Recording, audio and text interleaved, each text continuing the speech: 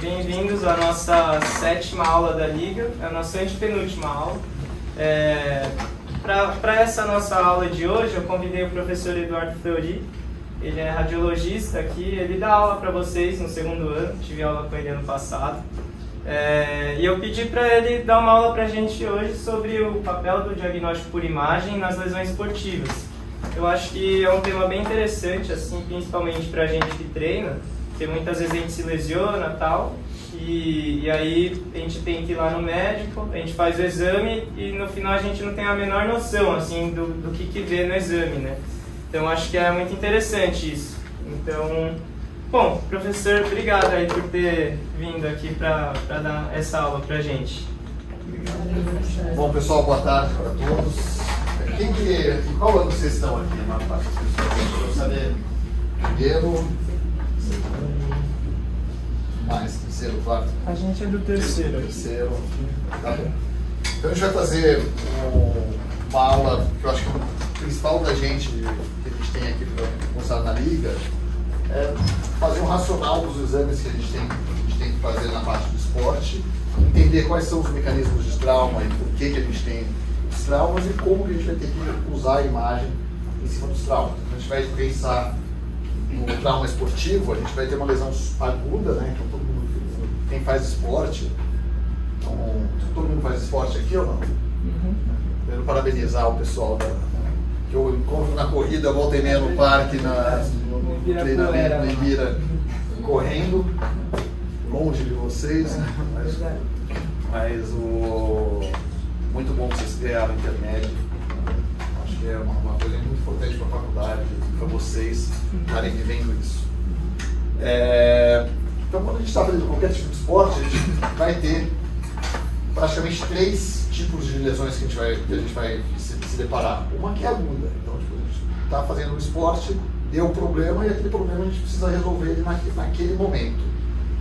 E se a gente, dependendo do que a gente está vendo, se a gente não descartar algumas alterações, as complicações que ele pode ter no futuro podem ser grandes. Então, a primeira intervenção que a gente tem no nosso paciente que vem decorrente de um trauma é muito importante, vai ter uma interferência direta no nosso tratamento futuro. O segundo passo é quando a gente já estabilizou o paciente, já estabeleceu quais são os riscos que ele vai ter, como que a gente vai investigar melhor. Quais são os métodos que a gente vai poder ter uma investigar melhor a área que ele sofreu a lesão e daí estabelecer se o tratamento dele vai ser um tratamento mais conservador, um tratamento cirúrgico, e ver qual vai ser a melhor forma que a gente vai propor para ele se tratar. E o terceiro é do acompanhamento. Então, a gente não acaba o atleta, ele vai, após a cirurgia ou após o diagnóstico, ele vai ter que continuar fazendo acompanhamento, porque a gente está lidando com lesões de esforço repetitivo. Então, as lesões, quem faz esporte com intensidade, a gente acorda com dor todo dia e toda hora tem alguma coisa do nosso corpo que está doendo. A gente tem que aprender a lidar com aquela dor e fazer com que a gente tenha mecanismos que a gente tenha menos injúrias, a ideia é que a gente tenha menos injúrias e que a gente consiga monitorar para que aquela injúria que a gente tenha não progrida com o tempo. Então, o ideal é que a gente tenha essa ideia em mente. Então, o que é uma coisa peculiar quando a gente vê no esporte? A gente está lidando com pacientes saudáveis, né? A gente está pegando um paciente do pronto-socorro, um cara obeso, diabético, sedentário e que tem uma queixa específica. A gente está lidando com um cara que é atleta, saudável, o cara tem um treinamento, ele não é doente, mas ele sofreu uma lesão no dia a dia fazendo a atividade física dele. E geralmente o atleta ele vai ter pouca ou nenhuma comorbidade que permite ele a ter esse desempenho de atleta, né? Então a gente está lidando com uma população que é totalmente diferente da população que a gente tem no nosso dia a dia. Então a gente não está fazendo um rastreio ou pegando uma paciente que tem o potencial de ter doença. A gente está pegando um paciente que é, teoricamente, um paciente que tinha menor chance de estar dentro de um pronto-socorro, mas ele acaba vindo. E quando a gente vai fazer um diagnóstico de frente a uma lesão, a gente tem que entender muito de anatomia, então entender aquela queixa, aquela lesão que o paciente teve, quais são os músculos e ossos, ligamentos e tendões que vão estar envolvidos naquela área. Então a gente tem que ter um ótimo conhecimento de anatomia, de biomecânica, então a gente tem que saber o local de inserção dos músculos, a gente tem que entender como que é feita a contração do músculo, se ele vai ter um estiramento ou não vai ter um estiramento, se aquele estiramento muito grande ele vai pegar e vai fazer uma fratura patológica no local que teve. Então é importante a gente entender a parte da biomecânica, quando a gente vai analisar os exames, e o mecanismo do trauma. Então, por exemplo, foi um trauma automobilístico, você vai envolver uma desaceleração muito grande, ou tem uma lesão direta por alguma coisa. Então, todos esses fatores que a gente acaba tendo na história do paciente, eles vão ser importantes para a gente na hora de interpretar o nosso exame e fazer os nossos diagnósticos. Então, é muito importante, a imagem, a gente não pura e simplesmente vai refletir no laudo do que a gente está vendo. A gente precisa ter informação para poder valorizar os achados que a gente está vendo dentro dos nossos exames. Então, teoricamente, se o nosso corpo humano, a gente não tivesse a gravidade e o esporte, né, os nossos ossos eles não seriam afora, seriam como se fosse uma osteogênese imperfecta, né? Os ossos não seriam totalmente perfeitos e não teriam, como vocês pegaram na anatomia, todas as tuberosidades ósseas que a gente vê. Então, o osso ele vai se moldando com o tempo, especialmente por conta da gravidade e da musculatura que a gente tem. E os locais que a gente vai ter, as tuberosidades, geralmente vão ser os locais que tem inserção dos tendões, e daí a gente sabe que se tiver uma sobrecarga ali, ele pode ter uma fratura. A gente tem que entender que o osso, para se manter mineralizado, ele precisa ter o atrito. Então, se a gente deixar o osso sem estar mobilizado, ele vai ter uma desmineralização, ele vai ter mais chance de ter fratura. Então, é importante a gente ter esses conceitos da nossa atividade e que isso vai ter um impacto tanto para a lesão como para a gente interpretar, às vezes, os nossos exames. Então, quando a gente fala de um trauma esportivo, a gente vai estar envolvendo especialmente o osso, né? A gente tem que ter esse entendimento, né, da anatomia do osso, especialmente das regiões das superfícies condrais e das articulações. A parte do músculo, né, então a gente vai pegar os vendes musculares e os tendões, e a parte ligamentar. Então, todas essas estruturas juntas, elas vão permitir que a gente tenha a nossa mobilidade, que faça com que a gente tenha o nosso desempenho na atividade física. E daí a gente vai ter vários métodos de imagem que a gente vai poder avaliar isso. Então vai ter o raio-x, ultrassom, tomografia e a ressonância. Qual que é o melhor método, que vocês acham que é o melhor método para a gente avaliar um paciente que tem algum problema durante o treino ou durante uma atividade física? Ultrassom, abelha leite, focos. Então, o primeiro exame que vai depender sempre do tempo e do mecanismo de trauma, mas geralmente o primeiro exame sempre que a gente vai fazer é o raio-x. Então, o raio-x é o que vai descartar se tem uma fratura aguda, se não tem uma fratura, se ela está alinhada ou está desalinhada. Então, o raio-x ele vai mostrar a parte óssea que tem de alteração. Porque se depois a gente tem uma fratura que está desalinhada, ele pode estar comprimindo um nervo, pode estar comprimindo uma artéria, e o paciente vai perder A gente tem que entender que nesse momento inicial, a gente tem que estabilizar o paciente. Então a gente vai, raio-x é o primeiro exame que a gente vai poder fazer para poder, um exame barato, rápido de ser feito, a gente consegue estabelecer qual que é a lesão que está tendo. Se está ocluindo uma artéria, a gente precisa reduzir a fratura e fazer com ele manter aquele membro livre. Depois a gente vai pensar nos exames complementares. Então o raio-x ele sempre vai ser um primeiro exame. O ultrassom, nessa fase aguda, ele tem pouca importância. A tomografia ela vai ter um papel muito importante, especialmente quando a gente está pensando em lesões no sistema nervoso central. Então, a maior parte das atividades físicas, no esporte que a gente envolve trauma direto, seja numa luta, seja jogando futebol, ou até mesmo correndo, né? A gente tropeça, cai, bate a cabeça e você precisa ter uma avaliação do cérebro. A ressonância ela vai entrar quando o paciente já está estável. Então já está, o paciente não tem risco de vida, não tem risco de perder o membro, então você teve uma luxação de ombro, por exemplo, já pôs o ombro no lugar. Agora vamos ver quais foram os danos que isso levou. E a partir do momento que você estabelece que o paciente está bem, você espera passar o processo inflamatório e sim você vai para a ressonância. O ultrassom ele tem dois grandes problemas. Né? O principal problema dele é resolução espacial, porque ele não é um método tridimensional. E o segundo é de você ser operador dependente. Então é difícil da gente tomar condutas cirúrgicas baseadas no exame de ultrassom. O ultrassom vai ser sempre um exame mais de rastreio. Então, num trauma agudo, que a gente precisa nortear a conduta do paciente num estado inicial, o ultrassom talvez não tenha um papel tão importante. Mas, para acompanhamento, então o paciente teve um estiramento muscular, foi visto pela ressonância, foi visto pelo ultrassom, a gente quer acompanhar esse estiramento muscular, o ultrassom acaba sendo um método interessante. Então, é interessante a gente entender que todos os métodos eles vão ter o seu papel, um método não vai substituir o outro, e se a gente consegue ter a percepção de cada papel de um desses métodos, a gente consegue pedir, fazer a solicitação dos exames corretos e tentar interpretar esses exames de uma forma mais correta. Então a gente está pegando o joelho, né? O que a gente vai avaliar, por exemplo, na articulação do joelho? Então a gente está pegando a patela, tendão patelar, os côndilos femorais, platô tibial, ligamento cruzado anterior, ligamento cruzado posterior, fíbula. Aqui a gente está pegando o colateral lateral, teoricamente teria o colateral medial. Então, aqui a gente está misturando a parte de tendão, parte de músculo, parte óssea e parte condral.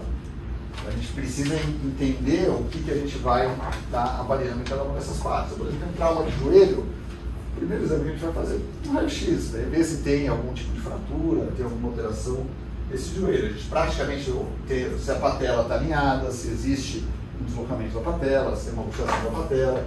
Então, no raio-x que a gente vai fazer sempre em duas incidências, então para diagnóstico a gente precisa sempre fazer um frente e um perfil, a gente vai ver a anatomia normal do osso desse paciente. Às vezes a gente consegue ver uma fratura de impacto, então a gente tem informação muito importante no nosso exame de raio-x. Só que o raio-x não está vendo partes moles. Então, as partes moles a gente não consegue ver direito aqui no raio-x. Tem uma fratura no côndilo femoral ou lateral. E a gente não quer ter uma noção tridimensional melhor dessa fratura. A gente pode fazer uma tomografia com função 3D, a gente vai ver melhor essa parte óssea, mas a gente não consegue ver nem a parte muscular nem de ligamento. Fez esses exames iniciais, a suspeita de uma lesão ligamentar, esse paciente, vocês podem ver que geralmente quando tem uma suspeita de lesão ligamentar, a gente não faz o exame na fase aguda. Então a gente não tem essa urgência de fazer na fase aguda. Você vai diminuir o edema, vai diminuir o processo inflamatório e vai fazer a ressonância depois de uma semana. Não tem urgência para se fazer a ressonância. E aí quando a gente vai fazer a ressonância, a gente consegue ver os tendões de uma forma melhor, os ligamentos de uma forma melhor, os meniscos para ver se tem algum tipo de lesão. E daí sim, baseado na ressonância, a gente vai tomar as nossas decisões cirúrgicas para esses pacientes. Então, por fim, a gente vai pegar então a gente falou aqui do raio-x como primeiro método, falando da tomografia, eventualmente para fazer algumas circunstâncias 3D, a ressonância para a gente poder ver a parte ligamentar e de partes moles, e por fim a gente vai poder fazer o ultrassom para poder acompanhar eventualmente alguma lesão muscular, algum edema ou algum esticamento muscular. A gente vai conseguir avaliar a forma das fibras musculares de uma forma bem vista, mas com um método barato e que não tem tanta importância para o diagnóstico do paciente, mas para a gente poder prognóstico e ver a melhor do paciente no dia a dia. Então a gente tem que entender que o osso ele vai ter as tuberosidades dele, né, com os acidentes ósseos, e esses acidentes ósseos que a gente vê nos ossos, eles muitas vezes podem ser indicativos no exame de raio-x inicial da lesão que o paciente tem.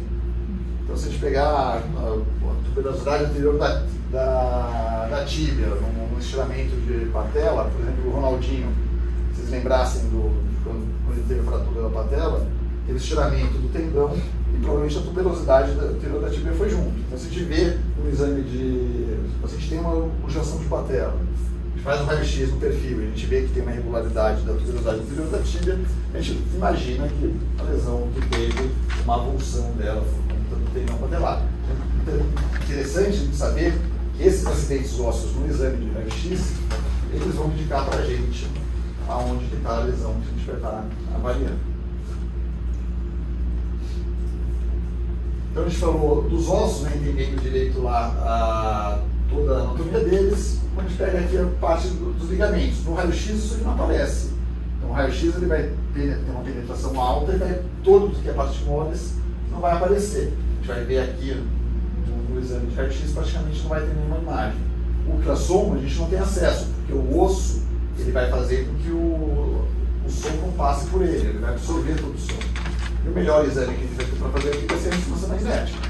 Então daí o paciente está estável, a gente viu que a fratura ou a lesão que ele tem na perna está controlada, reduziu o edema, a gente vai fazer a ressonância a gente consegue ver melhor os ligamentos cruzados anterior, posterior, os meniscos, o ligamento colateral lateral e medial. A gente consegue ter uma noção melhor dessas partes moles fazendo a ressonância magnética.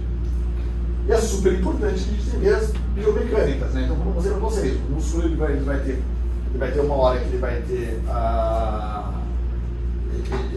ele vai ficar ativo, ele vai promover o movimento e depois ele vai relaxar e daí o movimento ele vai se dar da inserção dele nos dois pontos que ele está ligando. E aí que faz com que a gente consiga ter os nossos movimentos. Vai ter o movimento da corrida, do corpo descalço. Leu a corrida descalço ou não? Eu estava lendo uns outros artigos, aquele livro lá que você mandou eu ler, eu ainda não li inteiro. Mas porque é muito longo. Mas eu tô lendo. E, teoricamente, o nosso corpo é o corpo mais perfeito para correr, por exemplo. Então, teoricamente, se a gente corre de uma forma adequada, a gente não deveria ter nenhum tipo de lesão. Geralmente a gente vai ter lesão quando a gente tem esforços repetitivos e que a gente acaba sobrecarregando às vezes ou o músculo ou a área de inserção. Hoje, essa mania de todo mundo ficar super forte, a gente está dando uma super carga muscular para o nosso corpo e a nossa estrutura óssea não aguenta. E daí a gente vai ter, com essa sobrecarga do osso, a gente vai ter maior chance de ter estiramento muscular, maior chance de ter essas lesões por avulsão no local onde a gente tem a inserção dos tendões. Então, a gente não consegue ter, quando a gente tem uma sobrecarga de músculo em cima dos pacientes, a gente não está aumentando proporcional a estrutura óssea dele para poder aguentar esse trauma. A gente está expondo os pacientes cada vez a mais tipos de lesão. Então a gente aumenta o peso do paciente em 20 quilos, a gente vai ter uma sobrecarga muito maior no esqueleto e claramente vai estar mais exposto a lesão do que a gente tem hoje em dia. Então o mecanismo do trauma ele vai ser super importante para a gente poder entender o que está acontecendo com o paciente. Então desde o paciente que ele vai ter uma fasciite plantar, por exemplo, e daí a gente entender que tênis que ele está usando, quanto que ele está correndo, até, por exemplo, um trauma de futebol, tem São Paulinos que podem reclamar do VAR aí no final de semana. Então uma concussão cerebral, então a gente tem que entender qual foi o mecanismo do trauma, entender qual que é a suspeita que a gente vai ter desses pacientes. E num primeiro momento no trauma agudo, o que a gente tem que fazer é evitar que o paciente tenha qualquer problema agudo daquele mecanismo que ele teve a lesão.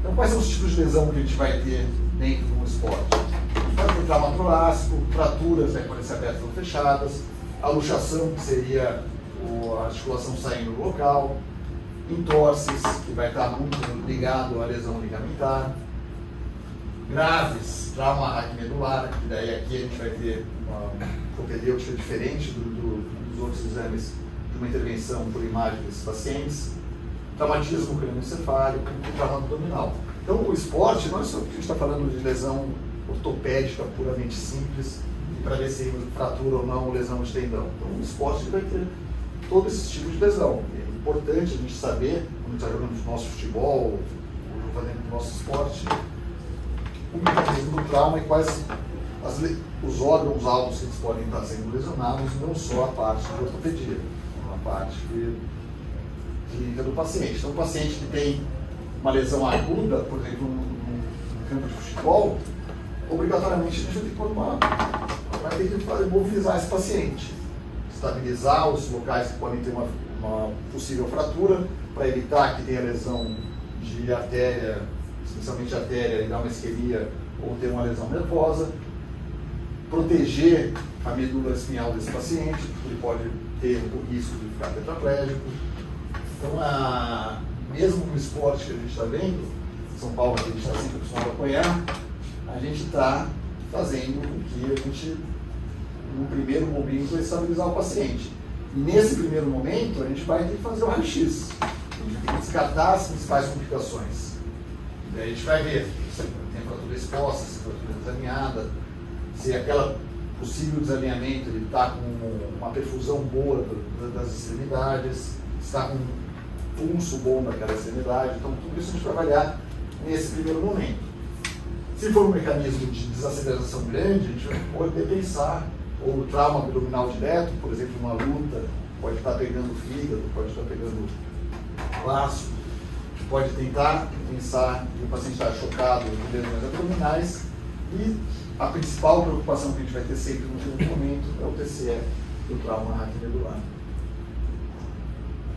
Então, se a gente for pensar numa fase aguda, né, então um raio-x a gente vai fazer, é o primeiro exame que a gente vai fazer de uma forma simples, a gente vai ver como que estão os ossos, a gente vai sempre incluir a articulação mais próxima de onde está suspeitando que tem a lesão. Porque geralmente a gente vai conseguir ver a parte articular para ver se tem algum tipo de fratura na articulação e consegue pensar aonde está a inserção daquele músculo, a inserção daquela área que poderia estar gerando aquela lesão dos nossos pacientes. Num trauma torácico, a gente faz o raio-x eventualmente no pulmão para poder ver se tem uma suspeita de uma pneumotórax, se o paciente tem alguma suspeita de pneumotórax. A tomografia computadorizada ela vai se restringir praticamente a TCE. Então, por exemplo, a gente está jogando futebol, tem um trauma. A primeira coisa no futebol hoje, quando tem algum traumatismo envolvendo a cabeça, o juiz é obrigado a parar o jogo. Então, ele para o jogo, tem que dar atendimento para o atleta. E o atleta ele tem que ir para o pronto-socorro direto. Vocês viram o jogo do Santos, que o atleta não foi para o pronto-socorro e voltou a jogar, o goleiro? Não foi nesse ano? Então, nesse ano, a equipe médica do Santos foi super criticada. Ninguém viu? Então, o goleiro ele entrou em contato direto com o centroavante, ele caiu no chão desacordado, o médico do Santos entrou, avaliou ele, achou que ele estava bem, deixou ele no jogo ainda. Daí no meio do jogo ele desmaiou, ele saiu de ambulância com todo esse equipamento da tábua de mobilização, foi para o hospital e aí fez a tomografia. Teoricamente ele não deveria ter continuado o jogo. Então, se a gente tem um trauma, ou qualquer esporte que a gente tenha e que envolve a cabeça, a gente tem que pensar em fazer a tomografia. Eu posso dar vários exemplos aqui de gente que teve traumatismo craniano fazendo esporte normal que envolvia especialmente desaceleração. Então, tem um residente nosso que ele teve um hematoma subdural fazendo wake, ele caiu por desaceleração, fez wake. Meu irmão, ele teve um hematoma epidural caindo de snowboard sem usar capacete. Então a gente tem que pensar sempre, nesse primeiro momento do trauma agudo, no bem-estar do paciente e evitar que tenha complicações maiores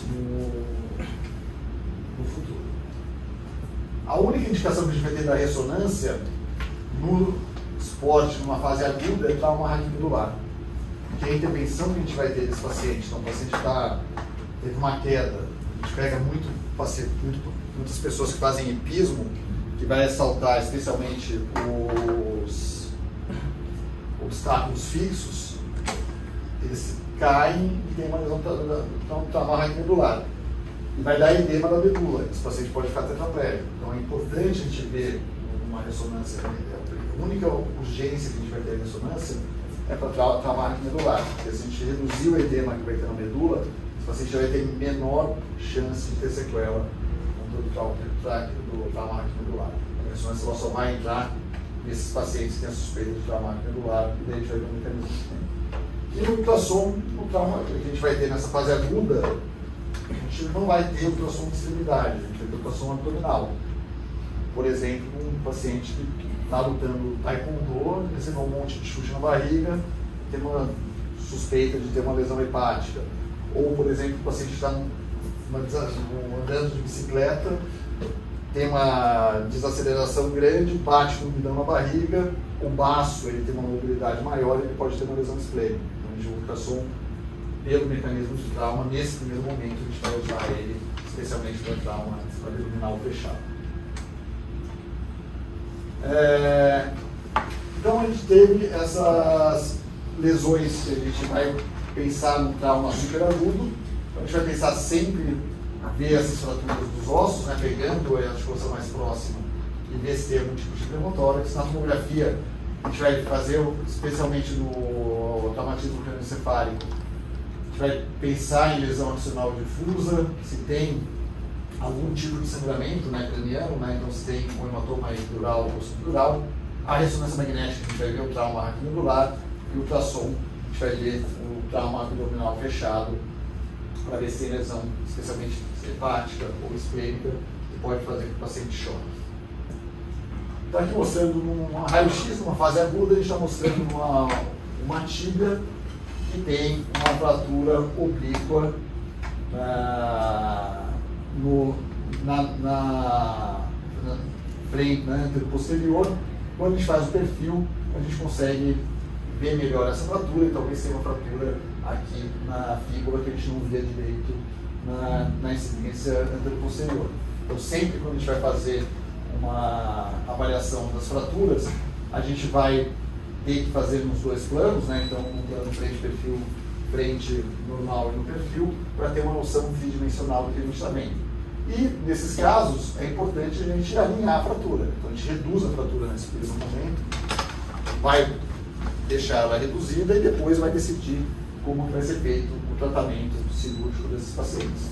Mas, nesse primeiro momento, a gente não vai fazer uma ressonância, não vai fazer uma tomografia, não vai fazer um raio-x, ele vai desenvolver o que a gente tem.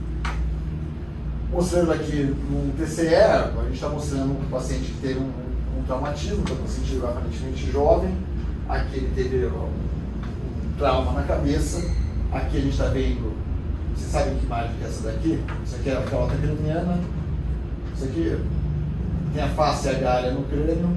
E aqui a gente está vendo um aumento de partes moles inferior à face agária. Isso é o galo.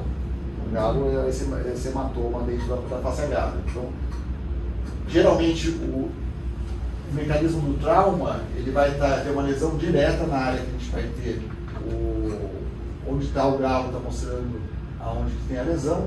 Aqui a gente está vendo uma correção com hiperdensidade na tomografia. Isso aqui mostra que é sangue, então ele está tendo hematoma agudo nessa área, e esse hematoma agudo ele está fazendo com que tenha aumento da pressão intracraniana. Esse paciente tem que ter uma trepanação do cérebro para a gente poder tirar esse hematoma e reduzir o aumento da pressão intracraniana. Geralmente no trauma, no esporte, a gente vai ter o rebote. Então ele bateu aqui, o lado esquerdo, mas vai ter o rebote do lado direito. Aqui a gente está vendo o hematoma, intraparenquimatoso do lado direito. Então a gente tem que entender que sempre quando a gente tem um trauma, a gente vai ter o rebote, que vai dar a lesão no lado contralateral. Isso aqui a gente sempre vai ver no nosso mecanismo de esporte. E aqui mostrando o trauma raquimedular. Então, um paciente que, por exemplo, pulou na piscina, a piscina estava vazia, ou um surfista, aqui mostra uma fratura da coluna com desalinhamento, e a coluna com deslocamento posterior, e ela está comprimindo a medula aqui. Esse paciente precisa descomprimir essa medula de uma forma, é uma urgência, uma emergência, porque senão ele vai perder o movimento da medula. A ressonância, nenhum exame vai conseguir mostrar esse tipo de lesão e o grau de comprometimento que não seja a ressonância. A ressonância vai ser o único lugar que a ressonância entra dentro do pronto-socorro que a gente poderia avaliar, seria no trauma raquimedular.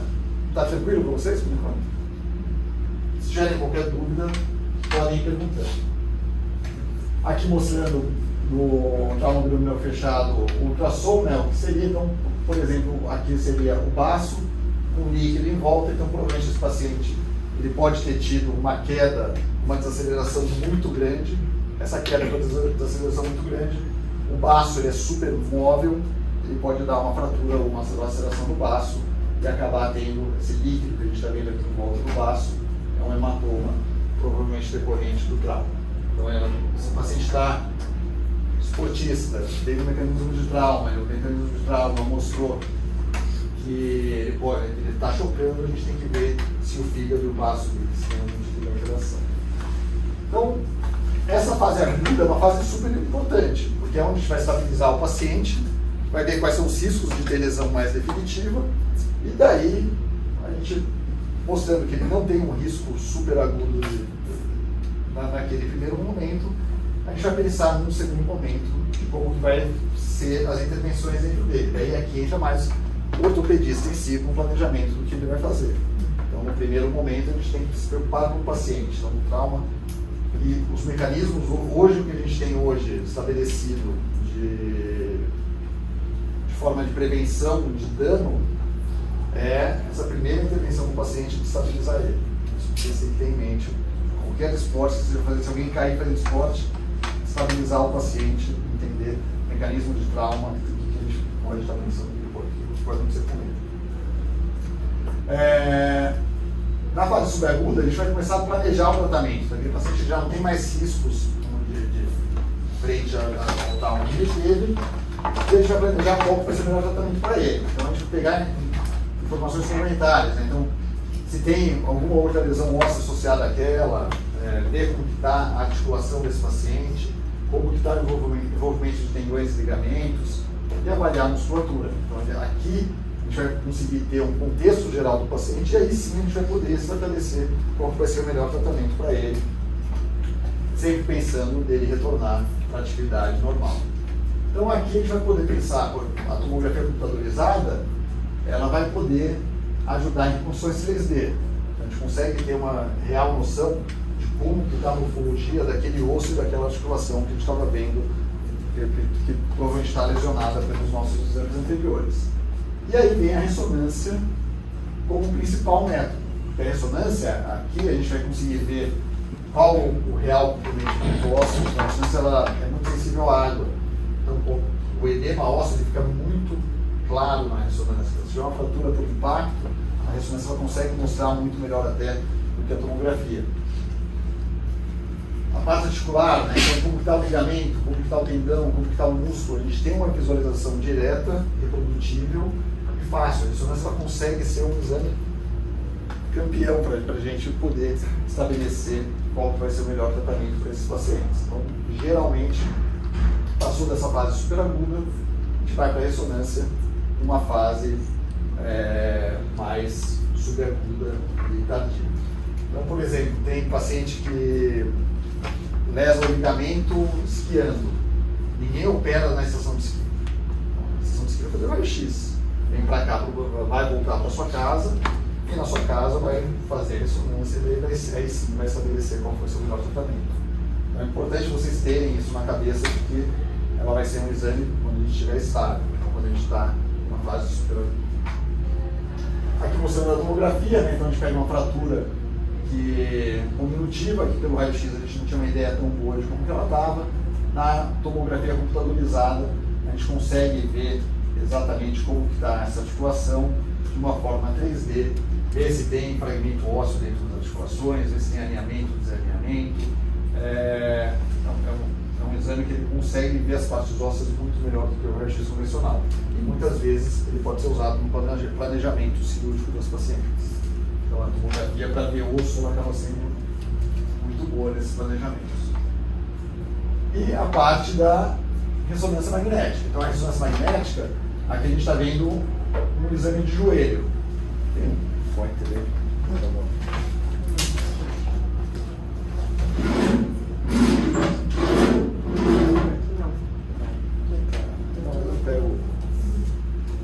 Acabou a bateria? Acabou a bateria. Não, mas eu vou mostrando aqui que vai ter.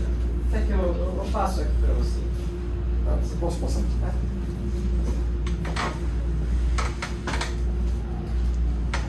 Então aqui a gente está pegando, aqui é um joelho. Então no joelho, na ressonância, a ressonância tudo que é líquido vai brilhar. Então, e geralmente no trauma a gente vai ter edema, o edema vai ter bastante líquido. Vocês conseguem identificar as estruturas aqui? Que estrutura que é essa daqui? O osso aqui ele vai estar como um hipossinal grande. Esse daqui é o côndilo femoral. Que estrutura que é essa daqui? É a tíbia. Então aqui é a articulação fêmuro-tibial. Que estrutura que a gente está vendo aqui entre o fêmur e a tíbia? Menisco. São os meniscos. E essa estrutura daqui? Patela. A patela. E aqui? Tendão patelar. Aqui a gente está pegando partes moles na frente do tendão patelar. E aqui a gente está pegando o líquido articular. Então está com esse hipersinal. Então a principal sequência que a gente vai poder avaliar nos exames de ressonância, que vocês pegarem o exame de ressonância, é essa sequência T2. Porque o que a gente está buscando é edema. Se estiver brilhando no edema. Está pegando bem? Seria o edema. Então a gente pega aqui tanto edema de partes moles. Então no trauma, a gente vai ter partes moles, vai ter um edema geralmente na pele e subcutâneo. Então a gente está vendo a pele subcutânea aqui mostrando esse hipersinal. Vocês conseguem ver que o osso aqui, ele tem uma depressão do osso? O que deve ser essa depressão? Isso é um impacto ósseo. Então ele teve um trauma e um osso impactou sobre o outro. Quando ele impactou sobre o outro, um sobre o outro, o que protege a articulação fêmuro-tibial? O menisco. Então a gente está vendo bem na área que tem impactação, a gente está vendo o menisco aqui, ele tem uma rotura do menisco. Então quando ele perde, que aqui não dá para ver direito a rotura, mas a gente consegue ver que existe uma amputação dele. Que para vocês, num primeiro momento, sem estudar a imagem, pode ser difícil, mas geralmente vai ser meio triangular, assim, tá vendo? Aqui ele está sendo meio que amputado, essa parte do triangular. Então provavelmente ele tem uma lesão meniscal e faz com que essa parte do fêmur tenha um impacto direto na tíbia. Só que eu vou mostrar para vocês o mecanismo do trauma, que é interessante. E aqui vai estar formando um edema. Estão vendo que aqui está branco na parte subcondral do osso do côndilo femoral? Então esse edema daqui está mostrando que tem esse impacto. Mas aonde que tá? Na tíbia a gente está vendo essa área de impacto igual que a gente está vendo no fêmur, logo embaixo dele? Ou não? Aonde que está esse impacto na tíbia? Na parte posterior. Está na região posterior. E por que acontece isso? Porque o ligamento ele dá estabilidade. Se ele tem um movimento que ele vai perder o ligamento, ele vai ter um deslocamento anterior da tíbia com o fêmur. E o impacto que vai ter com o fêmur nessa fase aguda, ele teve um impacto com essa parte posterior da tíbia. Então aqui a gente está pegando um paciente estável depois de novo. Mas o mecanismo de trauma que fez com que o ligamento ele se rompesse, fez com que tivesse uma luxação anterior da tíbia e o fêmur bateu com essa parte posterior aqui da tíbia. Vocês conseguiram entender isso aqui, ver o mecanismo? Então aqui nesse exame a gente já conseguiu ver qual foi a parte que teve o impacto.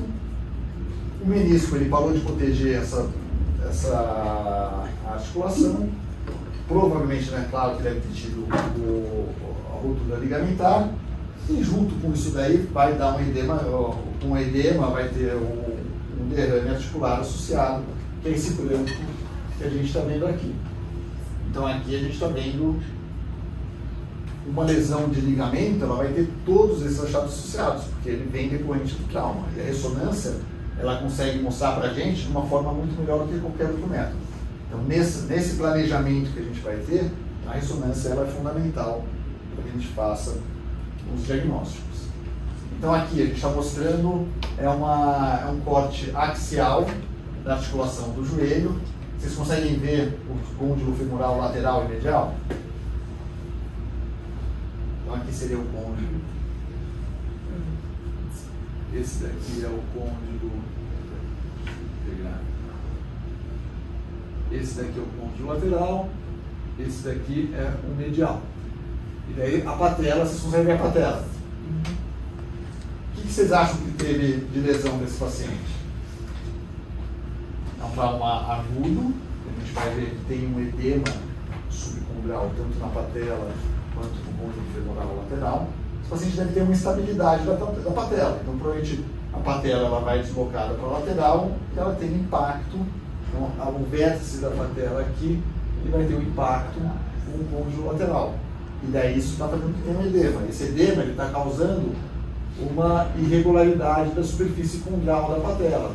E a gente vê fragmentos ósseos dentro da articulação. Então tem um líquido sinovial. Então a gente está vendo fragmento ósseo em calcificação dentro dessa, mostrando que existe uma lesão provavelmente crônica repetitiva nesse paciente. E a gente vê ainda um edema de partes moles aqui. Então na partes moles desse paciente está vendo esse edema aqui, que seria esse hipersinal em T2. Então toda vez que vocês forem pegar uma ressonância, peguem a sequência T2. Porque a sequência T2 ela vai mostrar todo o mecanismo de trauma para a gente. A gente consegue entender o que está acontecendo com esses pacientes. E aqui a gente está pegando os tendões, né? Então a gente está pegando aqui um ligamento cruzado, aqui a gente está pegando um exame normal, então a gente está pegando côndilo femoral, platô tibial, aqui a gente está pegando a patela. A gente tem que ter líquido articulado normal, porque o líquido ele vai servir como se fosse um óleo dentro das nossas articulações. Lembra da partes moles que a gente não está vendo tanto edema aqui, né? Um pouquinho de edema sempre que a gente tem, porque a gente, volta e meia, a gente está usando o joelho no nosso, ficando ajoelhado no dia a dia. Mas aqui a gente está pegando o ligamento cruzado anterior. Então o ligamento cruzado anterior, ele geralmente vai ser uma estrutura contínua, onde a gente vai conseguir ver ele na inserção, e vai, tanto na parte femoral quanto na parte tibial. Quando a gente pega no exame, a gente não consegue ver o ligamento de uma forma bem vista, a gente vê um edema na região, a gente consegue mostrar que existe uma ruptura desse ligamento cruzado anterior. Então quando a gente deixa, basicamente o que a gente vai ver nos exames de imagem é deixar de ver a anatomia normal que a gente está acostumado a ver nos exames de ressonância normal. Vocês conseguiram ver aqui o ligamento cruzado anterior? O que é essa estrutura que está vindo aqui atrás do ligamento cruzado anterior? Posterior. Cruzado posterior. Então aqui a gente não está vendo nem o cruzado anterior e nem o cruzado posterior. Então a gente deve ter tido uma entorse do joelho e deve ter tido uma ruptura dos dois tendões. Então aqui a gente está pegando um paciente que ele está pegando. Qual a articulação que vocês estão vendo aqui? Tornozelo. Então aqui a gente está pegando os ossos do tornozelo, né? Então aqui calcâneo, tíbia, o hálux, o talus, e daí que estrutura que a gente veria aqui na região posterior? Qual o músculo que tem na região posterior? E que tendão que ele vai ter ali? É o gastrocnêmio. Então é o tendão de Aquiles. E geralmente ele vai ter que aparecer preto aqui. Você lembra que aqui ele tem uma descontinuidade? Ele tem preto aqui, e aqui ele está preto, e no meio ele está cheio de líquido. Esse paciente aqui ele tem uma ruptura do gastrocnêmio, ruptura do tendão, ruptura do tendão de Aquiles. Então, quando a ressonância ela consegue mostrar qual que é a distância que a gente está tendo das duas extremidades, e por isso a gente consegue ter um tratamento eficiente para esses pacientes. Aqui, por exemplo, que lesão que vocês acham que tem essa ressonância? Então, isso daqui é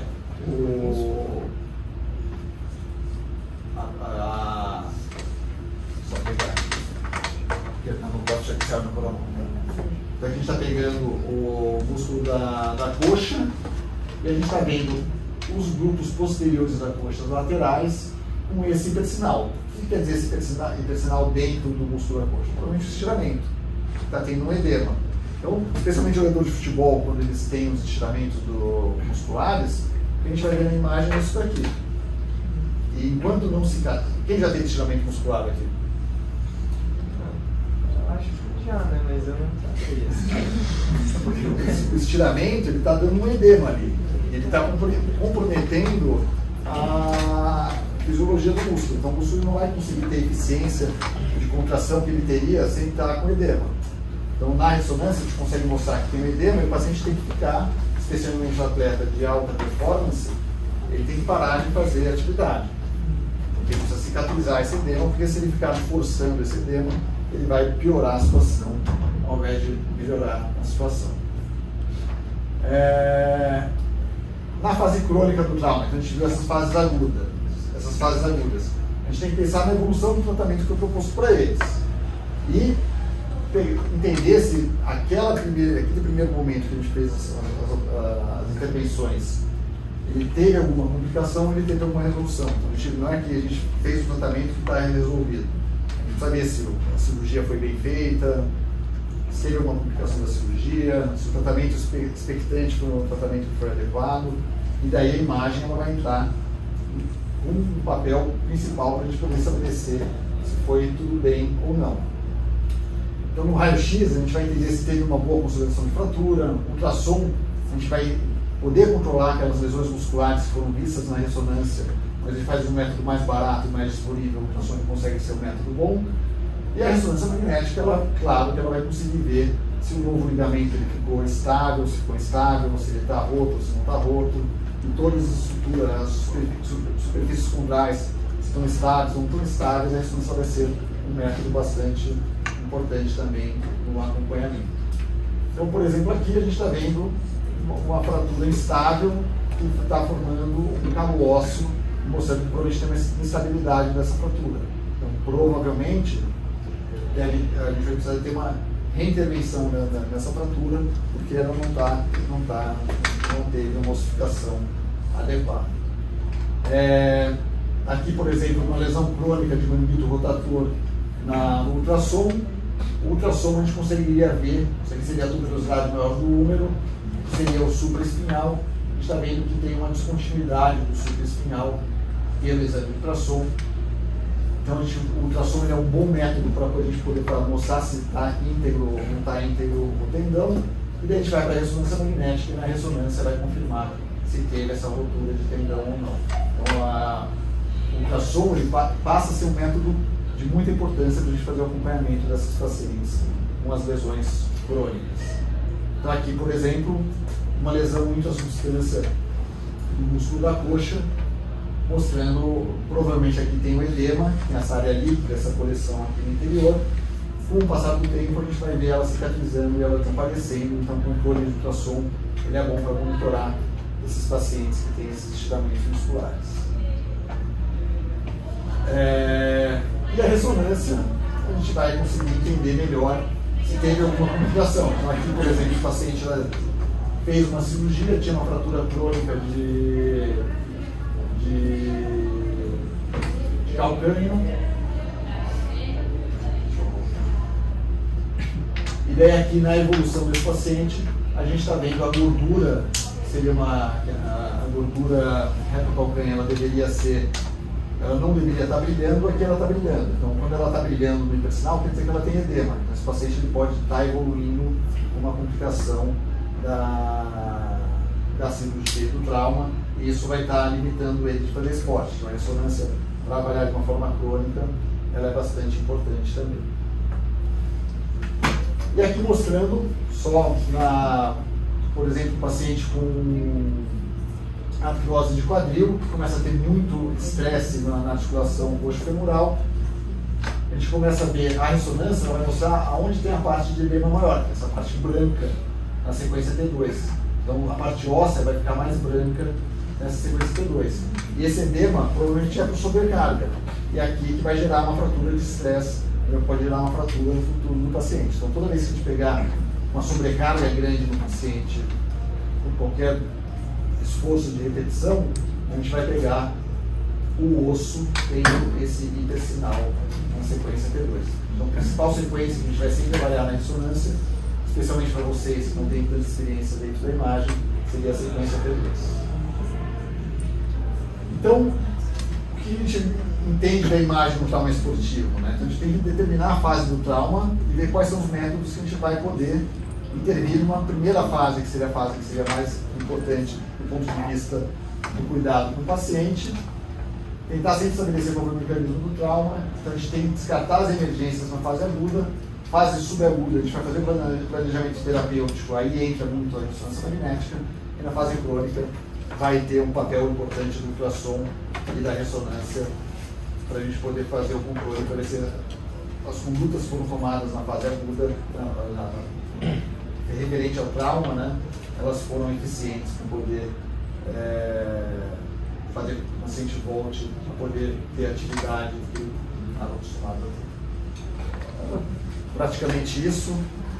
Se tiverem alguma dúvida, podem fazer, mas o principal para vocês, eu acho, é vocês terem em mente qual o papel de cada método. Então, quando que a gente vai fazer o raio-x, quando que a gente vai fazer a tomografia, quando que a gente vai fazer a ressonância, e tendo estabelecido esse organograma na cabeça de vocês. Alguma dúvida? Eu tenho. Naquelas lesões agudas que você falou que o primeiro exame sempre vai ser o raio-x, né? Mas, por exemplo, se for uma lesão, por exemplo, um rompimento de tendão, um estiramento muscular, assim, será que, por exemplo, não seria mais interessante realizar, por exemplo, um ultrassom à beira de campo ali, que aí você já conseguiria ver na hora, antes, sei lá, do paciente ter que ser levado até o pronto-socorro? Não é uma urgência e nenhuma emergência. Se tiver uma ruptura de tendão, não é nenhuma urgência nem emergência. Então, provavelmente vai imobilizar o membro. Então, por exemplo, uma lesão de tornozelo, você for o RoboFoot. Vai tentar reduzir o edema do local, então você vai dar remédio analgésico e anti-inflamatório, elevar o pé. E se tem rotura ou não, não é no primeiro momento que você vai fazer a intervenção. Então, o ideal desse primeiro momento é reduzir o processo inflamatório do paciente. Não ficar fazendo o exame de imagem. Então, o ultrassom não vai... Porque, clinicamente, claramente ele vai ter um sinal de ruptura do tendão. O que a gente tem que descartar é se, associado a essa lesão de tendão, ele tem alguma lesão que precisa ter alguma intervenção mais imediata. Então, se teve alguma luxação, se teve algum desalinhamento ósseo, qualquer outra alteração. Não tendo nada disso, não tem urgência. Então, o ultrassom, você estaria fazendo um exame que não tem... O principal que a gente tem que pensar é o que vai ter de o exame que eu for fazer agora, ele vai mudar o curso natural que a gente está fazendo. A gente pode fazer um monte de exame, mas não vai mudar o curso natural. Você vai estar gastando dinheiro fazendo um exame desnecessário e que não vai te trazer informação adicional que vai interferir na conduta do seu paciente.